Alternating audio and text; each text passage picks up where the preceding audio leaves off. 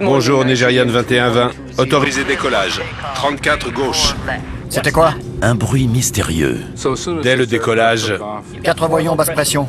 tout espoir était perdu. Les freins ont lâché.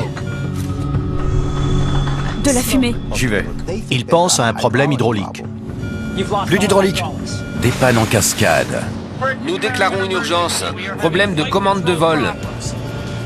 Reçu, je vous prenais pour Saoudi 738. Ils doivent lutter contre un incendie. Il y a de la fumée à l'arrière, beaucoup. Un terrible incendie. C'était une vraie torche. C'est l'enfer en cabine. Des corps tombent de l'avion. Là, à 2 nautiques. Les commandes ne répondent plus. Le commandant ignorait ce qui se passerait lorsqu'il sortirait le train. 261 vies. Sors le train. Une catastrophe épouvantable.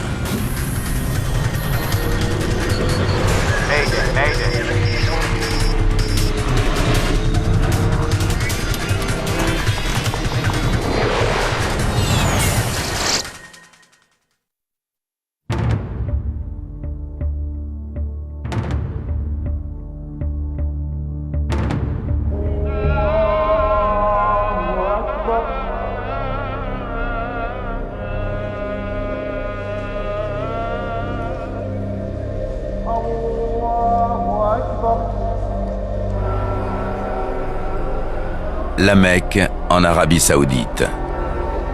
Berceau du prophète Mohammed et premier lieu saint de l'islam. Le Hajj, pèlerinage en cette ville, est un des piliers de la religion musulmane. C'est le plus grand pèlerinage au monde. Cette semaine-là, ils sont plus d'1,5 million à y participer. À 80 km, un des plus grands aéroports du monde sert de porte d'entrée à la Mecque pour les fidèles qui voyagent par avion. À Djeddah, une aérogare construite expressément pour le Hajj peut accueillir 80 000 passagers simultanément. Ce jour-là, dans la fournaise du désert, le vol 2120 de Nigeria Airways s'apprête à reconduire chez eux des pèlerins nigérians. Pour la plupart des Occidentaux, un vol de pèlerin est quasiment surréaliste.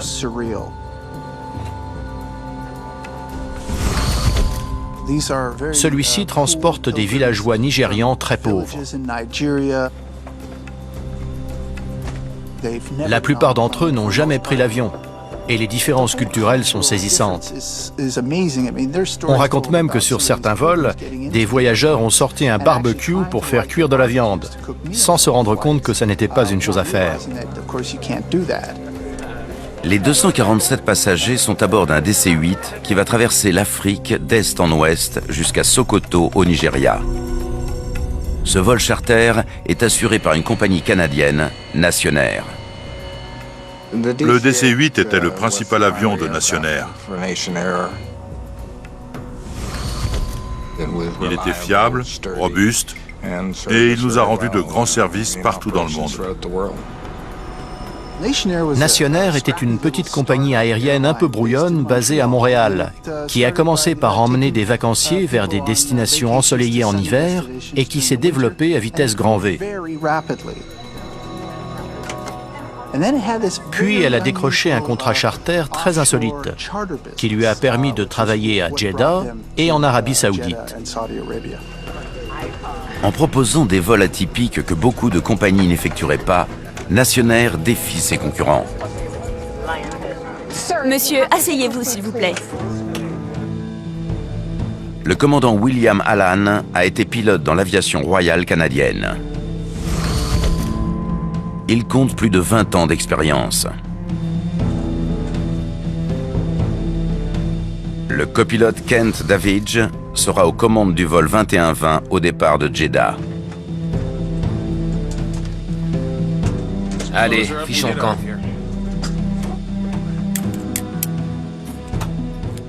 Allumage du 4.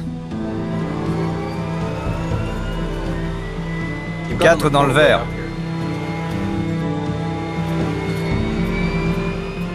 Allumage du 1. Victor Feur est l'officier mécanicien navigant du vol 2120.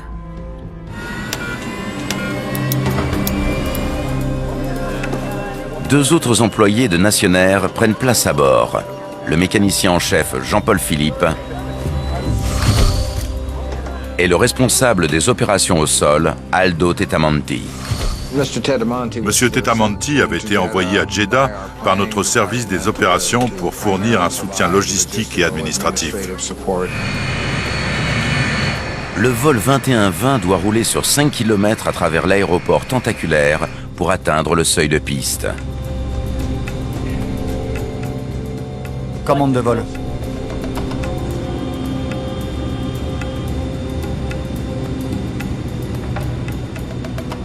Vérifié. Ça fait une trotte. Ouais. Bonjour, Nigérian 2120. Autorisé décollage. 34 gauche. À 8h26, il fait déjà 30 degrés.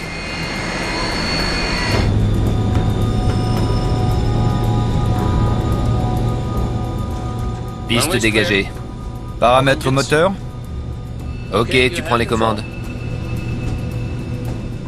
Je prends les commandes. Prêt? Lâchez des freins. Puissance maxi. Puissance maxi. Kent Davidge fait s'élancer le DC-8 sur la piste.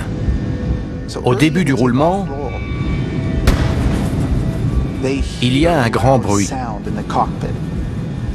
Et le mécanicien navigant dit « C'était quoi? Mais les instruments n'indiquent aucun problème. Il continue d'accélérer. 80 nœuds. 90 nœuds. 90 confirmé.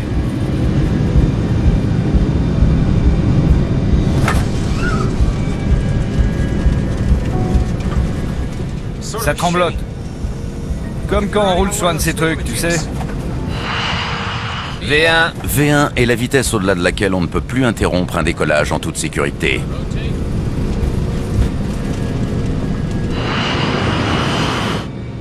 Vario positif. Rentre le train. Nigérian 2120. Décollage à 8h29. Le vol 2120 est en montée et passe les 1500 pieds.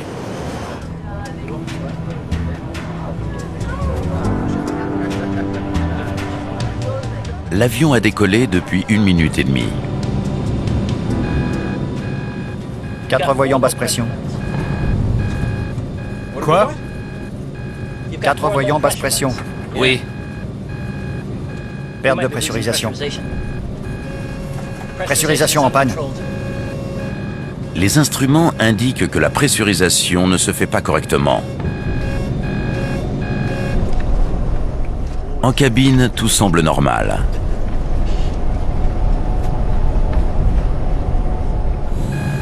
En palier. D'accord.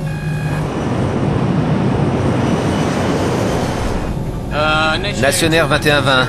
On aimerait voler en palier à 2000 pieds si possible. On a un petit problème de pressurisation. Dans la tour, le contrôleur est débordé et une coïncidence sème la zizanie. Un autre avion signale le même problème. Indicatif. Le contrôleur pensait parler à un seul avion ayant un problème de pressurisation, alors qu'ils étaient deux à signaler le même ennui simultanément. J'aimerais voler en palier à 2000 pieds. Voyons spoiler. Les spoilers réduisent la portance à l'atterrissage. Mais comme ils ne sont pas sortis, le voyant indique une autre défaillance. Voyant de train. Vous pouvez descendre à 3000 pieds. Le contrôleur croit parler à l'autre avion en difficulté, celui d'une compagnie saoudienne. Cap 160.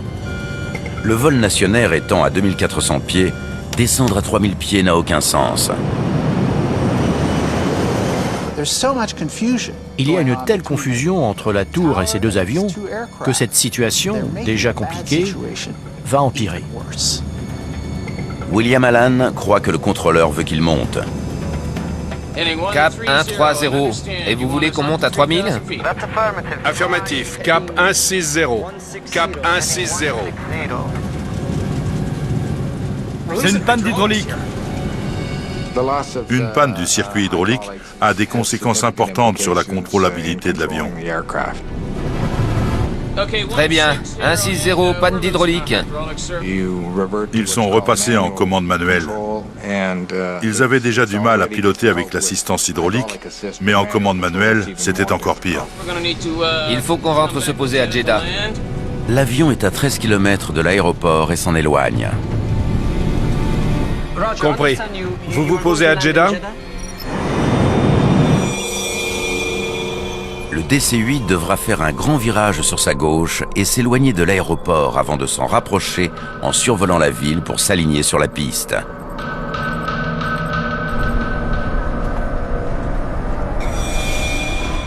En cabine, les signes avant-coureurs d'un problème se manifestent.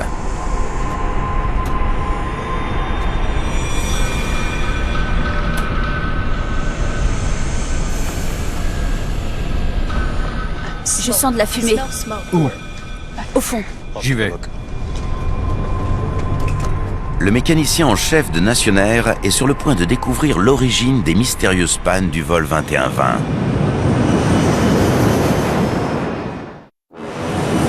Alors que les problèmes s'accumulent dans le cockpit, les pilotes ignorent qu'il y a de la fumée en cabine. Toutes les alarmes se sont déclenchées, indiquant des pannes de tous les côtés. Jean-Paul Philippe, le mécanicien en chef, ne peut que constater la gravité de la situation. Un incendie peut détruire un avion en quelques secondes. Les freins ont lâché. Alarme volée et bec. Moins de 3 minutes après le décollage, les passagers se rendent compte qu'il y a un problème.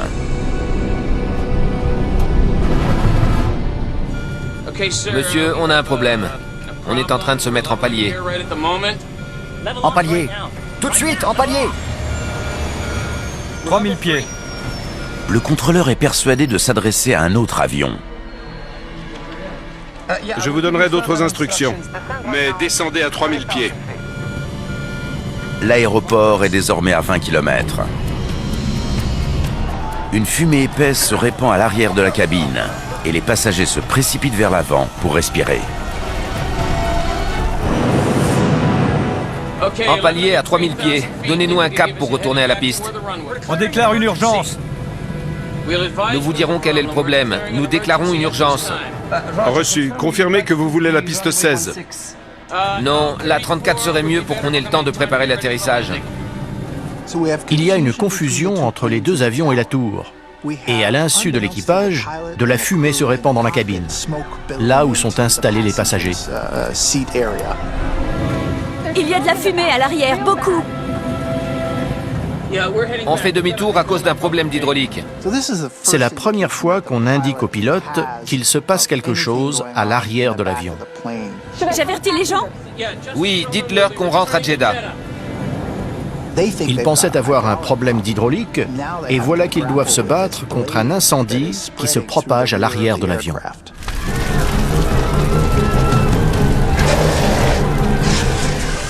La situation devient rapidement incontrôlable. Restons calmes et faisons le point, s'il vous plaît. En cabine, l'air est irrespirable. Et Jeddah est encore à 19 km. Plus d'hydraulique. Les chances de rallier l'aéroport s'amenuisent. Bon sang, les ailerons ne répondent plus. Privé de commande hydraulique, Kent Davidge ne peut plus piloter. C'est bon, je reprends le contrôle. Le commandant se bat contre son manche qui peut rendre l'âme à n'importe quel moment. On va s'aligner avant que ça empire. Monsieur, on est à 2000 pieds. Nous déclarons une urgence. Problème de commande de vol.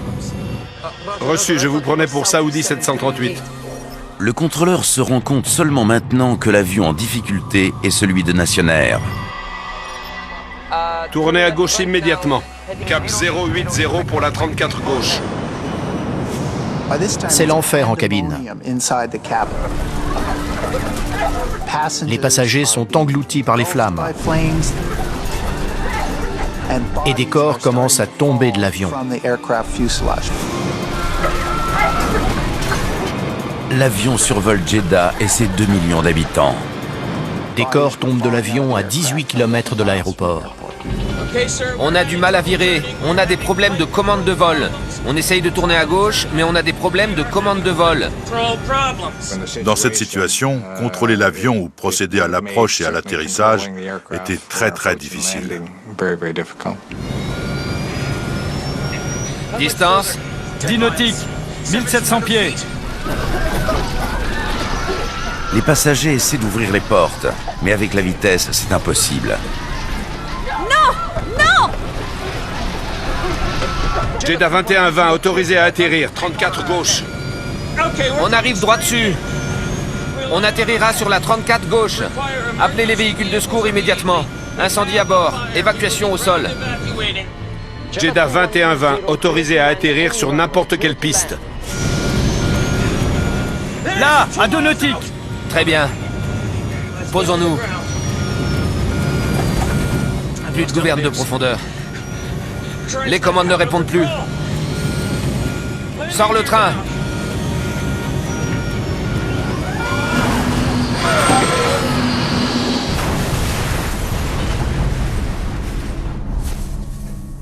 Saoudi 738. Nigeria s'est écrasé devant la 34 centre.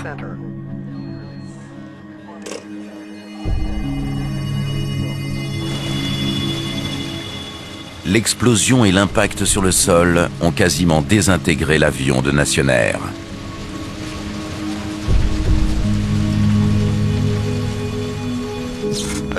Des débris carbonisés couvrent le désert à 800 mètres de l'aéroport. Il ne reste pas grand-chose du DC-8 tant l'impact a été violent. Les 247 passagers et les 14 membres d'équipage ont péri. C'est le drame le plus meurtrier enregistré par une compagnie aérienne canadienne et c'est le pire accident de DC-8 de l'histoire.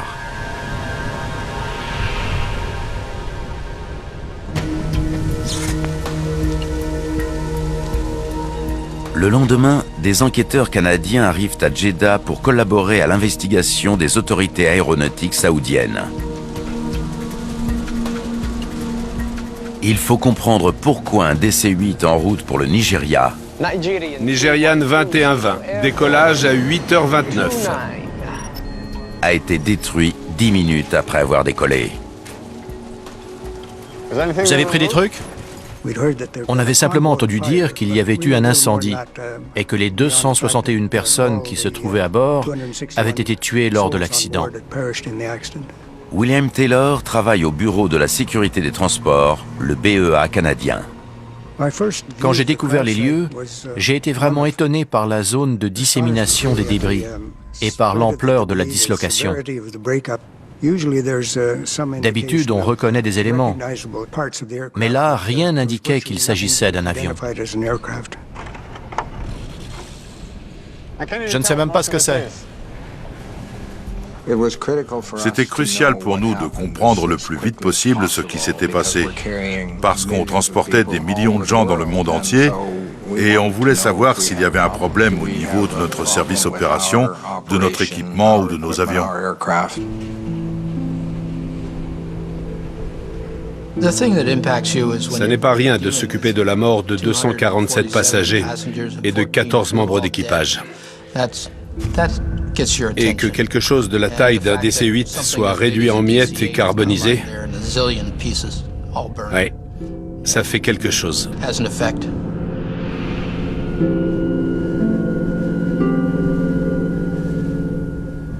J'étais responsable du levé, c'est-à-dire de la localisation sur un plan des principaux éléments de l'épave, et aussi de la recherche des indices concernant l'origine de l'incendie.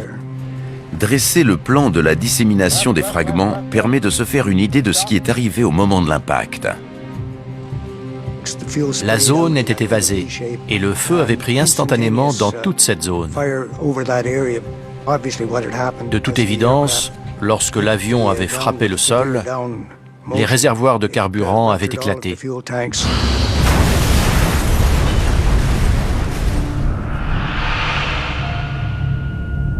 L'essentiel de l'épave est disséminé sur une portion de désert de 400 mètres de long sur 200 mètres de large.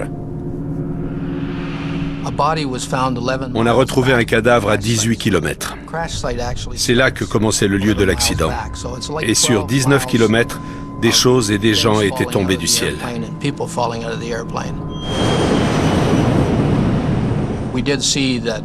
Des rangées de sièges avaient fondu et brûlé. Et de toute évidence, des gens étaient assis dessus lorsqu'elles étaient tombées. Tous les corps étaient très abîmés. Inutile d'en dire plus. Le point le plus important pour les enquêteurs, c'est de déterminer l'endroit d'où est parti l'incendie. Mais l'avion a tellement brûlé qu'il va être difficile de retracer le parcours du sinistre. Il faut arriver à faire la différence entre les pièces qui ont brûlé en vol et celles qui ont brûlé une fois à terre. Les dégâts consécutifs à un incendie à bord sont généralement nettement plus importants que ceux qui suivent un sinistre à terre. L'intensité de la chaleur due à l'écoulement d'air provoque un effet chalumeau. Le métal chauffe à une température qui approche celle de la fusion. Lors de l'incendie qui suit l'accident, les matériaux qui fondent se mettent à dégouliner. Les débris de l'avant de l'avion étant les moins abîmés et ceux de la section intermédiaire du fuselage étant les plus endommagés, le sinistre s'était vraisemblablement déclaré au milieu du DC-8. Le réservoir de carburant central avait été transpercé par le feu. Sur une des parois, on voyait bien le point d'entrée.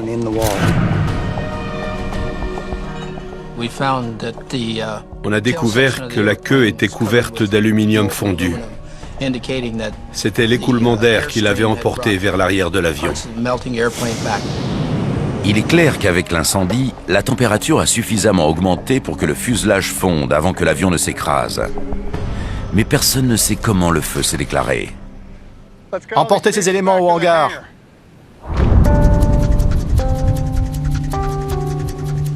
Le gouvernement saoudien met un hangar à disposition des enquêteurs pour qu'ils analysent l'épave en détail.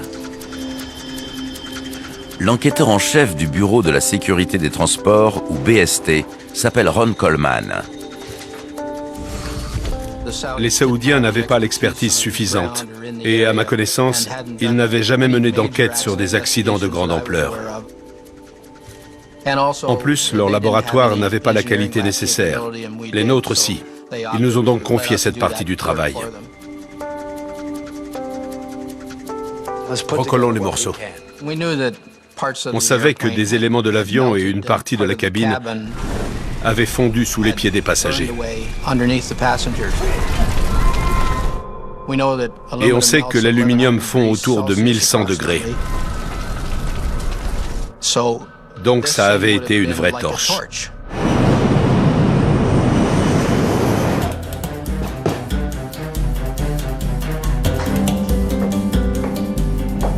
Avant que les enquêteurs puissent tirer des conclusions, Nationair avance sa propre théorie.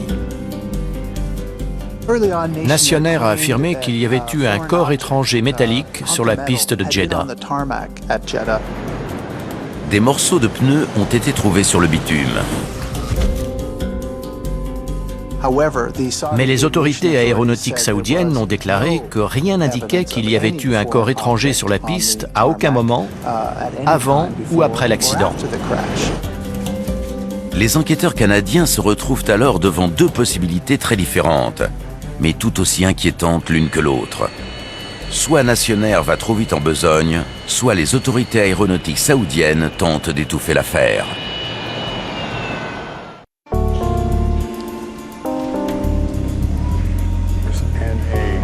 En examinant ce qui reste du train d'atterrissage, les enquêteurs constatent que les roues ont peut-être joué un rôle dans l'accident. La jante de l'une d'elles, côté gauche, a visiblement raclé la piste. Voici la roue numéro 2 récupérée sur le lieu de l'accident. Et voici la portion où elle a été érodée. Vous pouvez imaginer la chaleur que ça dégage de parcourir une piste avec une roue qui racle. Sur le lieu de l'accident, William Taylor fait une découverte qui ajoute une dimension nouvelle à l'enquête. J'ai remarqué un morceau de papier balayé par le vent. Je l'ai ramassé et j'ai vu qu'il y avait des notes manuscrites. La feuille faisait partie de la visite de maintenance de type A, et c'était celle où figurait la pression des pneus. Hey! Le livret d'entretien stipule que les pneus étaient gonflés à la pression normale. Ce qui n'est pas normal, c'est qu'il y a 2 encres différentes et qu'une deuxième annotation se superpose à la première.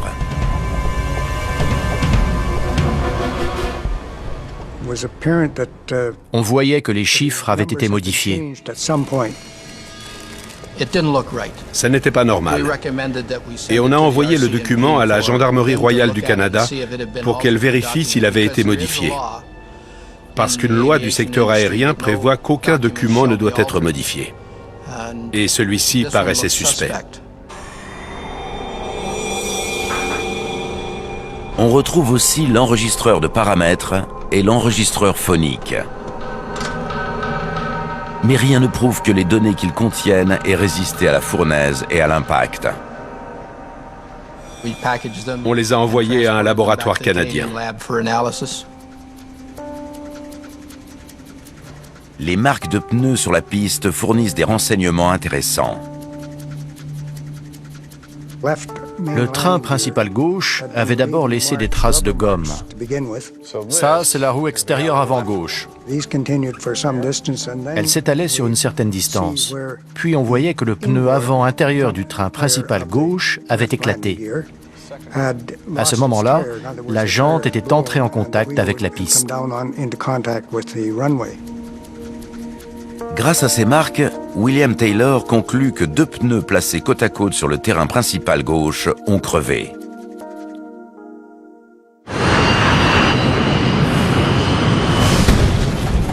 C'était quoi? C'est une découverte importante. Mais on ignore toujours pourquoi ces pneus ont crevé et comment ça a pu conduire à un incendie. Déballez-moi tout ça! Les enquêteurs cherchent un défaut ou une usure importante sur des fragments de pneus retrouvés sur la piste. L'examen visuel a permis de découvrir que les pneus avaient une bande de roulement suffisante pour être utilisés. Ils étaient usés, mais dans un état correct. Cette découverte corrobore l'affirmation de Nationair. Quelque chose sur la piste a peut-être provoqué une crevaison.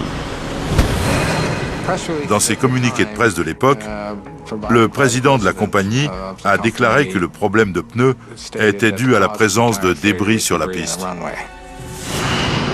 Mais même avec 2 pneus crevés, Vario positif. l'avion a réussi à décoller. La corrélation entre les crevaisons et l'incendie reste donc à déterminer. Restons calmes et faisons le point, s'il vous plaît.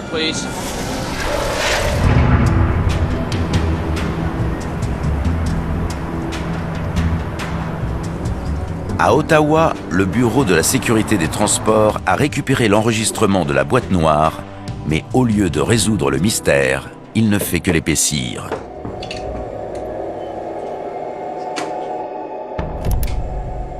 C'était quoi? On a crevé? L'équipage pensait effectivement avoir crevé. Tu appuies sur les freins? Au décollage, le pilote en fonction est le seul à avoir les pieds sur le palonnier, qui sert aussi de pédale de frein. Non, j'ai les pieds sur le bas du palonnier. Il arrive qu'on appuie sur les freins, soit pour diriger l'avion, soit par inadvertance. Je pense que le commandant a cru que le copilote touchait ses pédales par inadvertance. Décoller avec des pneus crevés arrive fréquemment, car on considère que c'est moins dangereux qu'interrompre un décollage à grande vitesse. Les crevaisons n'avaient rien de rare à l'époque, pas plus qu'aujourd'hui. On décollait, on faisait le vol et on se posait sans que ça pose problème. En palier à 3000 pieds, donnez-nous un cap pour retourner à la piste. L'équipage déclare une urgence. On déclare une urgence. Nous vous dirons quel est le problème. Nous déclarons une urgence. À cet instant, le contrôleur se rend compte de sa bévue. Reçu. Je vous prenais pour Saudi 738. Un autre vol en approche avait des problèmes et le contrôleur aérien croyait s'adresser à lui. Compris. Cette confusion a-t-elle joué un rôle en retardant le retour du DC-8 ? Non, la 34 serait mieux pour qu'on ait le temps de préparer l'atterrissage. Mais l'analyse des transcriptions du contrôle aérien et des trajectoires de vol indique que ça n'a pas été le cas. Ça n'a eu aucun effet sur l'accident de l'avion.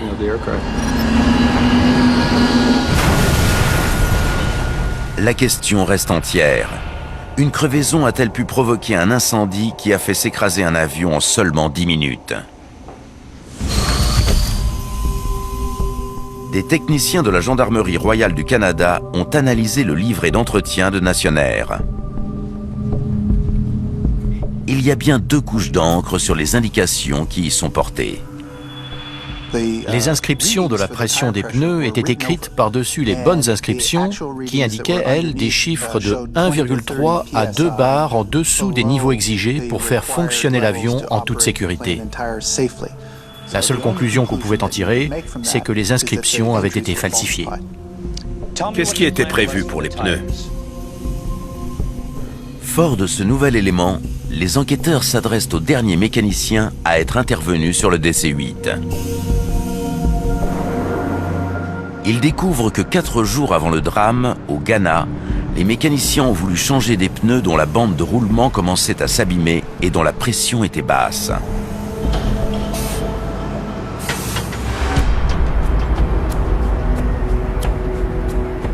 Les enquêteurs décident d'en savoir plus sur la gestion de la maintenance au quotidien chez Nationair.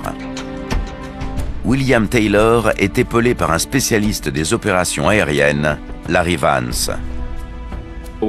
On a examiné les problèmes liés aux opérations, les facteurs humains, tout ce qui touchait à l'exploitation de l'avion.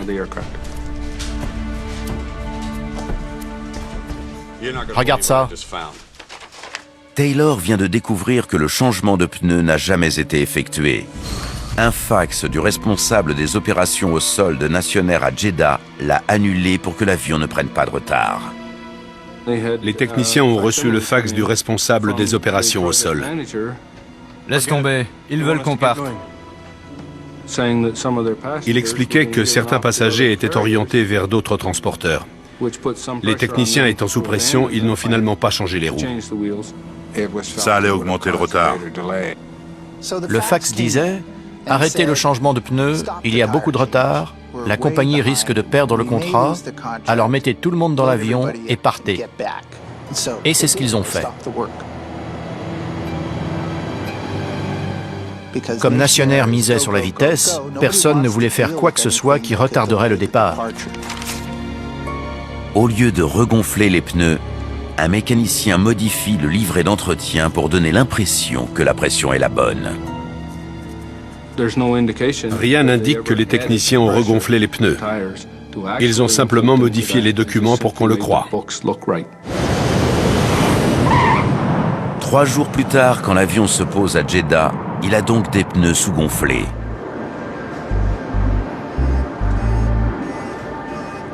À 5 heures le lendemain matin, l'équipage arrive pour la visite pré-vol.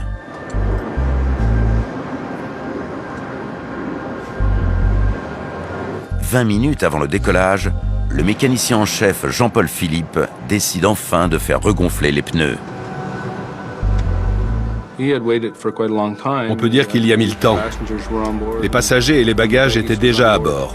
En gros, l'avion était prêt à partir quand il s'est décidé à se procurer de l'azote. Toutes les bonbonnes sont vides? Les pneus d'avion sont gonflés avec de l'azote, un gaz moins dilatable et moins inflammable que l'air.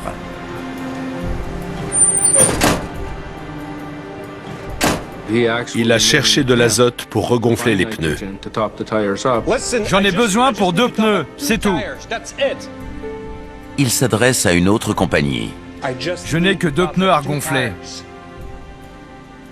Cette compagnie avait des bonbonnes d'azote, mais elles étaient vides. Et le responsable des opérations au sol a dit à son collègue de laisser tomber, que l'avion allait décoller sans regonfler les pneus.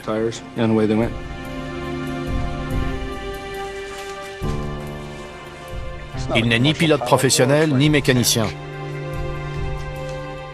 Le manque d'expérience du responsable des opérations au sol a été un facteur essentiel dans cet accident. Il a pris des décisions opérationnelles en nom et place de ceux qui auraient dû les prendre. Mais eux auraient empêché l'avion de décoller avec des pneus sous-gonflés. Désolé, il faut qu'on y aille. C'était quelque chose de nouveau. Il devait nous aider à être mieux préparés, à travailler plus efficacement. Avec le recul, c'est ironique de voir que c'est le contraire qui s'est produit. Ça a rajouté un stress supplémentaire. Quand on décolle avec un avion dont la navigabilité n'est pas respectée ou dont les pneus sont mal gonflés, il faut le signaler au commandant, parce que c'est lui qui est responsable de la sécurité de l'appareil et de l'équipage. Mais il n'en a rien été. Aucun des pilotes ne savait que les pneus étaient sous-gonflés. Je ne pense pas que le mécanicien navigant ait remarqué que les chiffres de pression des pneus avaient été changés. Ça n'a rien d'inhabituel d'entrer des données incorrectes dans le carnet de route et de les rectifier. Avant de s'écraser et de tuer 261 personnes, le DC-8 avait décollé et atterri 7 fois avec des pneus sous-gonflés. Mais la charge embarquée ayant été à peu près identique à chaque fois, pourquoi les pneus ont-ils éclaté le 11 juillet 1991 à Jeddah? Le taxiway est de combien? La taille de l'aéroport y serait pour quelque chose, ainsi que la température qui règne dans le désert. Environ 11 minutes de roulage et plusieurs virages avant la prise d'élan, ça faisait beaucoup. Ils ont roulé sur 5 km. Les pneus ont dû se désintégrer. Le train principal du DC-8 se compose d'un bogie gauche et d'un bogie droit munis chacun de 4 roues. La pression des pneus doit être uniforme pour assurer la répartition homogène du poids de l'avion sur les 8 roues. Quand un pneu est sous-gonflé, l'ensemble du poids est réparti sur les autres et il se fait sentir sur l'essieu du pneu dégonflé.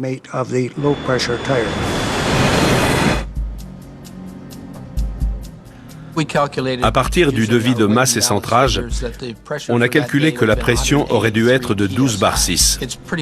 Or, l'enquête de la gendarmerie royale a clairement établi qu'un des pneus était à 10 bar 6. Soit 2 bars en dessous du minimum requis. Ajoutez les effets d'un roulage assez long et d'une piste brûlante. Pendant le roulage, les pneus ont le temps de chauffer, surtout ceux qui sont sous-gonflés. Ils s'échauffent, ils se tordent, etc. Quand le gauchissement ou la torsion sont trop importants, ça dégage de la chaleur. Si cette dernière est assez élevée, le nylon commence à fondre, à se désagréger et le pneu éclate.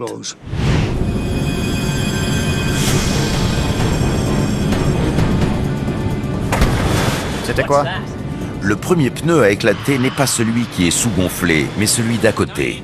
Le sous-gonflé éclate après et c'est sa jante qui racle la piste. Lorsqu'elle a commencé à racler, elle est devenue très chaude. Assez pour que la gomme prenne feu. Après le décollage, l'incendie se propage et dévore bientôt l'avion. Une fois l'avion en vol, l'équipage a rentré les trains d'atterrissage et tout espoir était perdu. Rentre le train. Tout a brûlé. Il y a de la fumée à l'arrière, beaucoup. Et c'était fini. Oui, dites-leur qu'on rentre à Jeddah.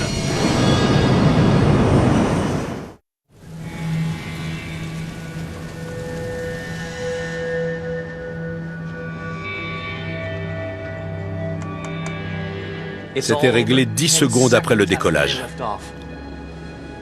L'avion a décollé, Vario positif. il est monté, le train est rentré en feu dans le puits de train.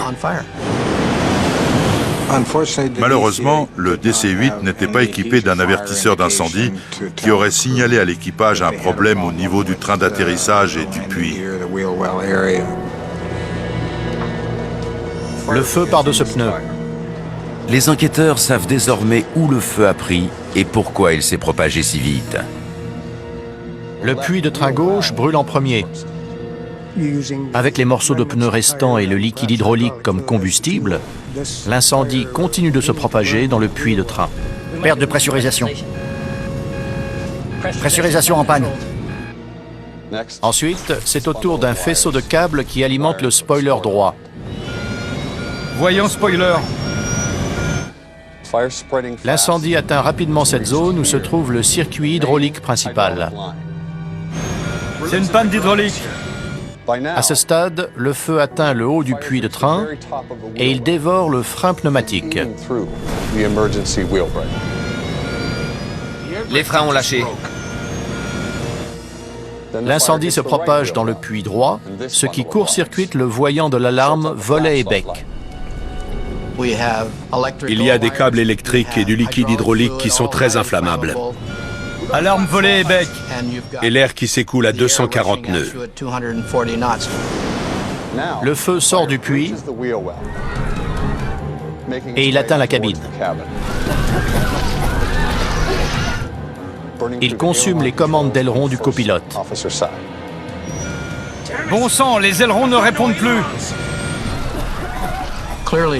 Évidemment, un incendie dans le puits de train est très dangereux en raison de ce qui s'y trouve. Les avions sont conçus d'une certaine façon et ils fonctionnent très bien. Jusqu'au jour où un événement de ce genre se produit et où on se dit que ça n'était peut-être pas le meilleur endroit pour installer certains éléments. Quand le feu traverse le réservoir principal, c'est fini.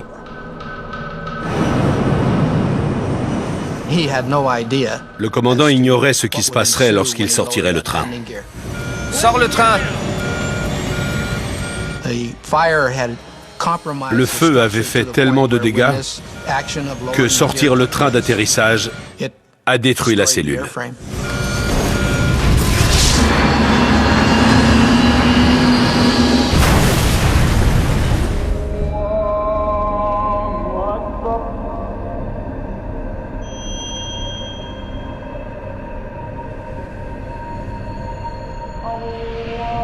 Publié près de 2 ans après l'accident, le rapport conclut que le DC-8 n'aurait pas dû voler.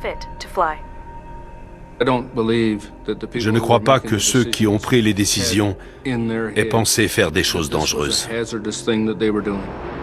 Le rapport liste plusieurs causes expliquant l'accident, dont le manque de dispositifs anti-incendie dans les puits de train et la décision de décoller avec des pneus sous-gonflés.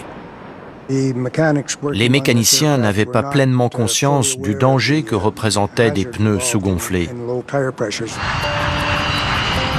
Des changements importants sont imposés à la suite de cet accident. L'installation de capteurs de fumée, d'incendie et de température est désormais obligatoire sur tous les avions modernes. Et le personnel est sensibilisé à l'importance du gonflage des pneus.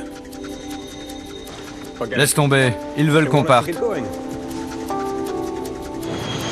Cet accident a précipité la faillite de Nationair en 1993. Cet accident a marqué le commencement de la fin. Le fait qu'on ait mis l'accent sur le rendement plutôt que sur la sécurité a mis en lumière les principales faiblesses de la compagnie. Désolé, il faut qu'on y aille. On ne peut pas pousser le personnel à rogner sur les coups sans arrêt. On ne peut pas le forcer à respecter le planning coûte que coûte. On ne peut pas toujours faire passer l'argent avant la sécurité sans qu'un accident comme celui de Nationair ne se produise.